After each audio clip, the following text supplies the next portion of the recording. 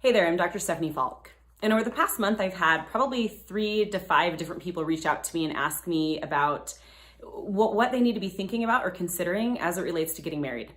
And so they want to know what conversations need to be had with themselves and their partner, what they need to be thinking about just to get started off on the right foot. And so in thinking about this and providing them with a little bit of feedback, I thought that I would share that with you today as well.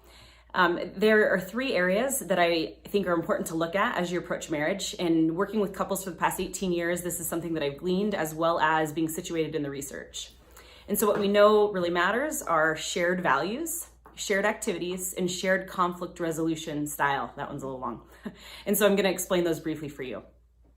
As it relates to shared values, a couple things stand out to me. I mean, obviously there's a multiplicity of different areas that we can take this in terms of looking at shared values, but the things that keep coming up for me as I work with couples in terms of importance happen to be primarily the way that they define success, goals related to their future.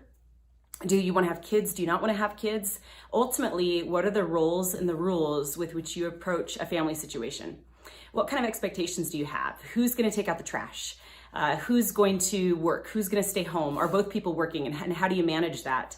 So really having conversations about those difficult concepts of roles and rules and expectations are incredibly important, especially I think laying up on what you've experienced growing up and being able to kind of compare and contrast different experiences and what you want to pick and pull from and move forward with from your family of origin and things that you want to be transitional around and carve it out differently with your partner. Secondly, you want to look at shared activities. Certainly you don't have to be involved in everything that your partner does, but having a couple of activities that you really enjoy together is incredibly meaningful. It helps buffer things when it gets rough. It also helps you to make sure that you're putting each other as a priority. And so if you enjoy things together, the similar things, then it's easier to make time for one another and to privilege that relationship. So it doesn't matter if you don't ski with your partner necessarily, but maybe it's important that you both enjoy walks. Maybe it's important that you both enjoy poetry. Maybe it's important that you both enjoy going to a particular, service event or whatnot. And those are things that you share and that you do together. Third, similar conflict resolution styles. Some people tend to withdraw. Some people tend to pursue and really want to talk things out. It's important to kind of recognize how you respond to conflict. Are you someone that takes some space and then regroups? Are you someone that just kind of likes to let things go? Are you someone that really wants to actively work it out?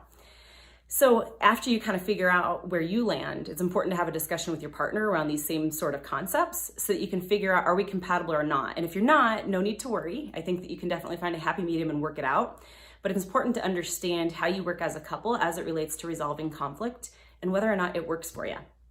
So I hope it's been helpful to consider these insights into ways to get your marriage started on the right foot.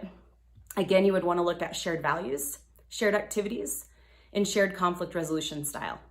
Thank you for tuning in. I appreciate it. I hope it's been helpful. I hope this finds you having an absolutely beautiful day. Thank you.